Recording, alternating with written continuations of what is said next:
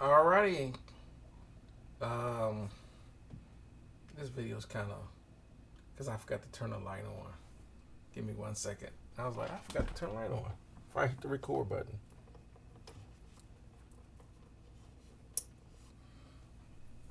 Ah, there we go. Alrighty, how's it going, everybody? Thanks for watching. And uh, thanks for tuning in. And away we go. If people that watch my channel probably wonder why I don't have any music, any intros, um, and all this other stuff, is because sometimes it's like, why do what everybody's doing? So, um, with that being said, um, so let's get to the topic. And I don't want to be super long on this because I'm very long winded when it comes to making these videos. What I want to say actually is this: uh, studio gear and experience. Now, I know they're going to be. I know I made it over and over and over again about it really isn't about the gear. Um, when it comes to using it, do you need certain gear to make music? Now, where I'm going to play devil's advocate is gear do play a certain role in the quality of what you're going to record. That's pretty much in a nutshell. It's kind of like, um, for example, I'm gonna go with whether I can't usually say artist because either people, whether it's a singer or whatever the case, a person's natural ability to sing or how good their tone or their voice is, or whatever, that's just a self talented developed craft that can't be bought or emulated. Some people are just gifted with an ability to be able to sing on a level that most people aren't. Uh, that's just life. But going back to when it comes to when I say studio and gear, a studio really is no more than a place used to record. That's all it is. It's just a place. Now, some studios have spaces that are way more in depth, bigger. They have a lot more space. Some people are fortunate enough to be able to get places. They can build a studio where they have so much space they can create, you know, a control room or several control rooms, several live rooms. Um, they can have restroom facilities and lounge areas and kitchen areas and front reception area and security, and then they just have this amazing sounding live room for recording. Some people are like that. Then other people are forced to be able, where they have to do it in their home. Some people choose to do it in their home, but really, the studio, before we blow the studio thing, it's just a place to record, mix, whatever the case.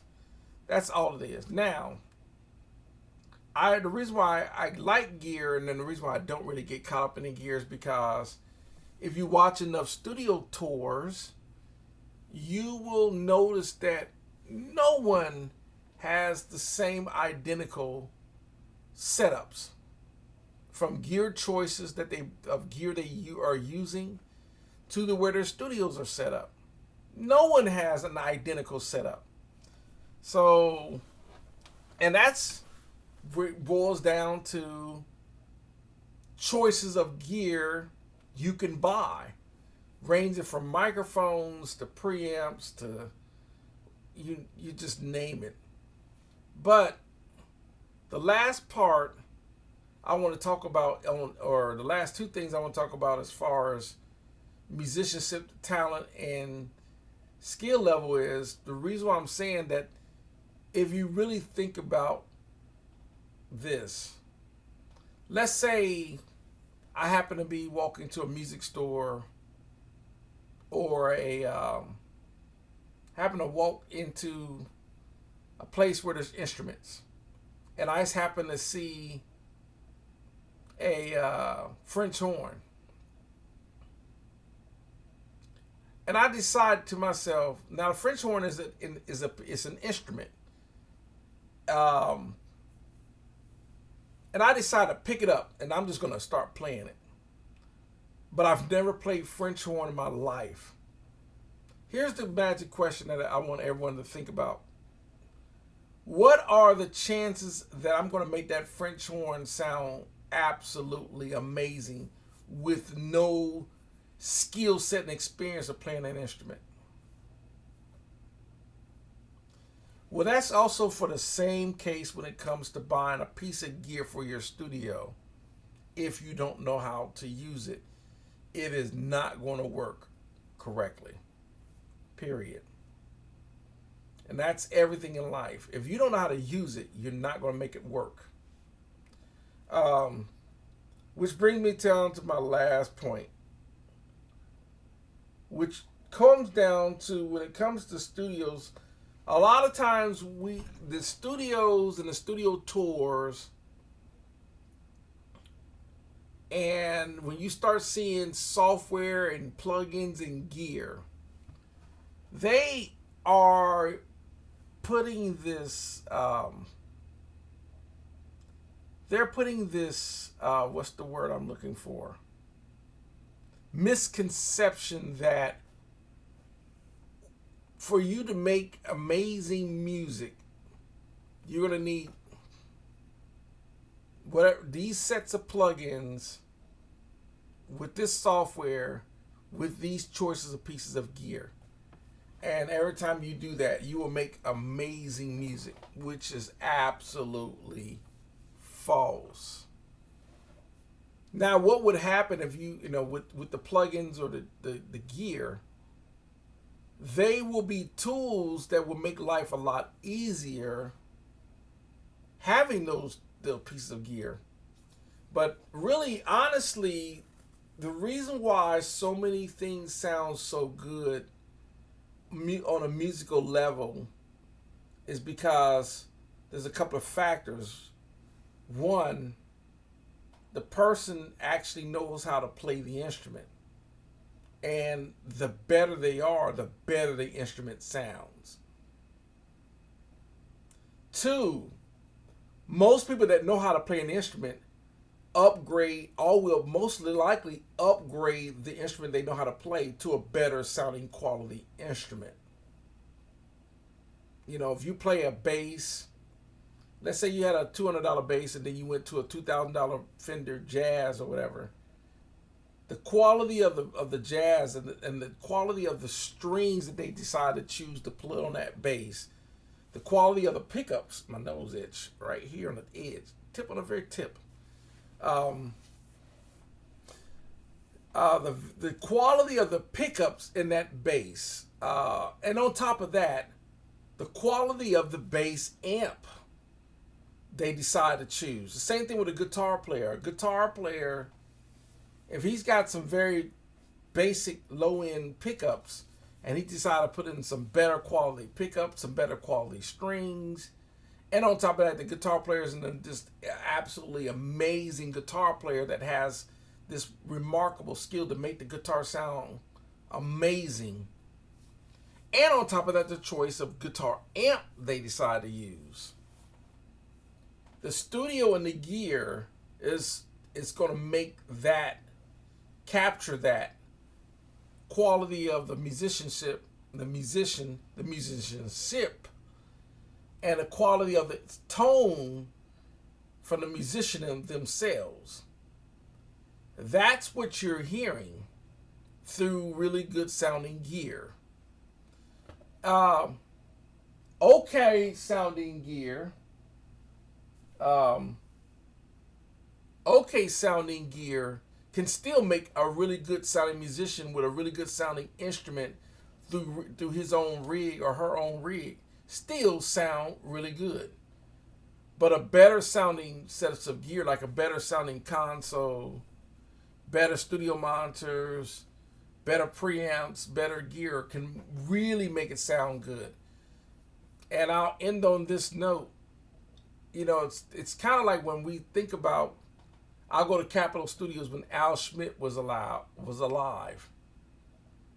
And they were giving Al Schmidt all this credit of how he was capturing these big bands and how well it sounded. Yes, Al Schmidt knew how to make the gear that he used with the Neve console and so forth, and how he would place the mics to capture those musicians. But the reason why it sounded so good was, one, because of the space, and the way the ambience of the room that those musicians were in. And number two, the musicians, they weren't using cheap, low quality instruments.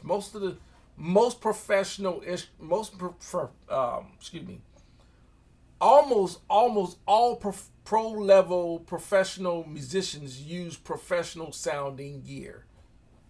Hands down. It's like a photographer. You know, photographer may use $100 camera, but eventually he's going to move into a $3,000, $4,000, or $5,000 camera with better quality lenses to get better quality photos. That's just the nature. It's like a barber that's using cheap clippers from the barber school, and even in the barber school, most of the barber schools probably don't even have cheap clippers. But if you start as a barber and you start with cheap clippers versus eventually you're going to go into some really high quality clippers, and that's how you're going to be able to cut hairs better. It's the same thing with a beautician that does hair. They know how to use better shampoos and relaxers and all this, and better curling irons and better quality stuff to do hair better. And that's why they get happier clients, because they get better results with better gear. So gear does matter to a point. I think gear doesn't matter when it comes to creativity and your ability to do stuff. But gear can matter if you want better quality. That's just it. You know, I don't want to sound contradictive, or I don't want to sound counterintuitive to the channel or people that they've been thinking, yeah, I can get away with my Logic or DAW and some plugins and maybe a 2-channel Focusrite 2i2. You absolutely can get away with that, but it also depends on what you're trying to do. If you're trying to you're trying to do stuff like I'm doing in my studio, the stuff that you have, if you just have something like a 2i2, and just a laptop, some headphones, and some plugins and software, no, it's not going to cut it. But will the stuff that you do, if you just had that bare minimum, sound pretty decent? It will sound pretty decent, but it's going to sound a lot better through better gear. That's just, I'm not trying to be mean or make a video that's going to make people start second guessing a lot of what I'm saying. Think about that for a second. That's kind of like a no-brainer in anything. Whether it's kind of like you buy a car and you buy a set of $200 rims, and you buy a car and you put a set of $2,000 rims. Naturally, the $2,000 rims on that car are probably going to look better than a set of $200 rims, unless you got a $2,000 rims for $200 used. That's a different story when you're buying high quality gear and you're getting used for the price. The price has nothing to do with the quality, when it comes to that. But most of the time when we buy stuff, if we buy it at retail value and we're not buying it used, naturally, most of the time there is a reason why the more expensive stuff costs why it costs. But in the end, I would tell people don't ever let that be a discouraging factor. Like it's like with my setup. It took years, and I'm still not done. I still got to get racks. I still got to get more cables. I still got to get some more microphones. I still want a few more preamps, a few more compressors. I still got to do my star ground for my grounding. I still want to. Eventually, I'm going to, get more studio monitors. I'm still not exactly. And then overall, I would definitely love to move out of this house and actually move into a house where I can build an actual a decent sized live room with a decent sized control room attached to my house where I can still record. Because people, believe it or not, even though we have a lot of people that watch my channel, and then most people are building their own home recording studios, but I only have a few thousand subscribers, and then there are other channels that have 3,000 to 5,000 subscribers or 10,000 subscribers or whatever. But there are still millions of people that still believe in going to recording studios. This is why there's still recording studios available. And there are people like, I don't want to go through the hassle of trying to come up with the money to buy gear and learn it and how to engineer and mix and all that and record and all that. There are a lot of people that don't. They just rather just pay someone for them to go to a place where they can record their music. There are people like that still, and there are millions of people like that. So to end the video, that's what the video is really about. It's kind of like a studio, the gear, the talent, and the skill level.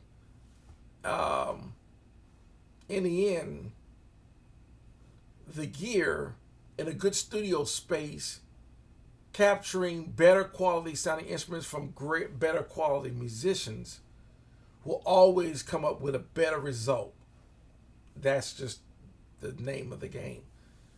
So, that's going to do it for this video.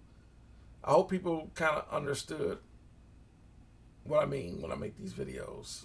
Other than that, thanks for watching. If you haven't subscribed, please subscribe. If you like the content, definitely hit the bell when I post a video. And definitely leave some comments. And that's going to do it for this video. Thanks for watching. Y'all have a great one.